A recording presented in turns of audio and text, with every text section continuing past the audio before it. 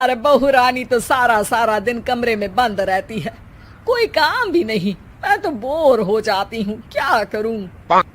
तभी मीना की सहेली रीना उससे मिलने आती है। अरे मेरे घर का भी यही हाल है, बेटा ऑफिस और बहू कमरे में बंद, समय काटे नहीं कटता। लेकिन अब सच मानो तो वक्त ही नहीं है कि वक्त से रोटी भी खा लूं। अरे बहन, मुझे भी बता दे कौन सा जादू चलाया है। मैं भी अब जिंदगी के बचे कुचे दिन आराम से काट लूं। दीवारें देख देख कर तो बोर हो गई हूं मैं। रीना मीना को एक स्मार्टफोन देती है। ये ले, ये है वो छड़ी जो जादू करती है। इसमें मैंने तेरा फेसबुक अकाउंट भी बनाया है, एंजल प्रिया के नाम से। बस अब यहाँ दोस्त बना और सबसे बातें कर। सास को पहले तो उतना समझ नहीं आता है, लेकिन धीरे धीरे वो उसकी आदत डाल लेती है। माँ जी जल्दी से खाना खा लीजिए, मुझे थोड़ा काम है। अरे तू जा, मैं खा लूंगी, अभी वक्त नहीं है। और सासू माँ मोबाइल में मुंह गड़ाए जवाब दे देती है। बहू समझ ही नहीं पाती और वहां से कमरे में चली जाती है। अचानक सास को किसी प्यारी पिंकी की फ्रेंड रिक्वेस्ट आती है। अरे वाह, ये तो कोई प्यारी सी लड़की लगती है, बात करती हूँ। सास फ्रेंड रिक्वेस्ट अपनाकर बात करने लगती है। अब क्या था, सास सारा दिन उस सहेली से बात करती, अपनी कहती, उसकी सुनती। एक दिन सास फोन पर ही सरगड़ाए, अरे बहू जरा मंदिर के लिए थाली सजा दे, आज कीर्तन है। बहू फोन पर किसी को मैसेज टाइप करते कहती है, माँ जी क्या है, अब मुझे क्या पता कि आपको कौन कौन से भगवान की पूजा करनी होती है। तभी सास के पास कोई मैसेज आता है। अच्छा अच्छा ठीक है, रहने दे, मैं ही कर लूंगी। अब मैंने मना थोड़ी ना किया है, कर देती हूँ मैं। अब मैंने भी बोला ना कि थोड़ी देर में बात करती हूँ, तो मैं ही कर लेती हूँ, तू जा अपने कमरे में। बहू वहां से चली जाती है। सास मंदिर पहुंचती है और मंदिर की सीढ़ियों पर बैठकर सास फोन पर लिखती है, अरे मेरी बहू सारा दिन अपने कमरे में बैठी रहती है।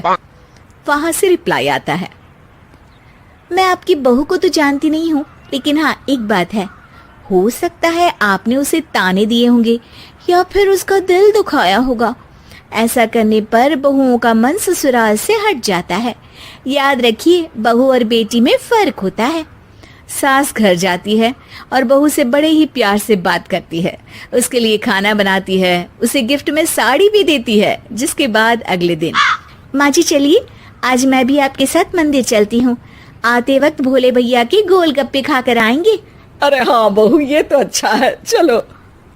सास मन में सोचती है कि उसकी फेक बुक वाली दोस्त कितनी अच्छी है। उसके समझाने से उसे उसकी बहू वापस मिल गई।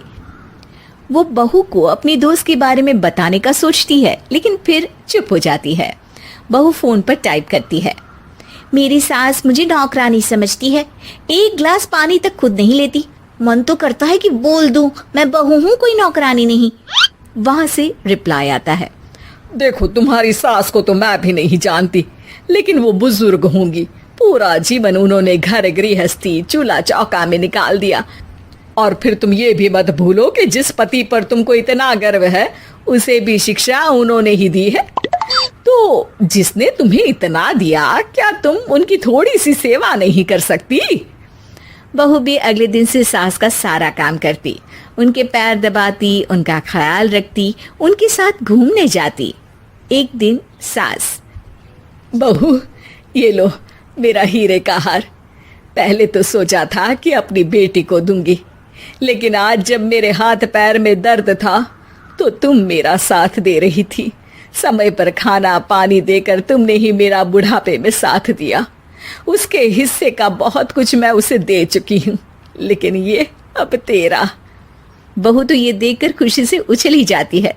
वो सास को गले लगाकर कहती है, माँ जी आज सच में बहुत अच्छी है। भला हो उस एंजल प्रिया का जिसने मुझे आपसे वापस मिलवा दिया, वरना मैं तो हमेशा आपको गलत ही समझती। मैं तो सोचती थी काश वो एंजल प्रिया मेरी सास होती। क्या नाम लिया बहू? एंजल प्रिया तेरी फेक बुक फ्रेंड है?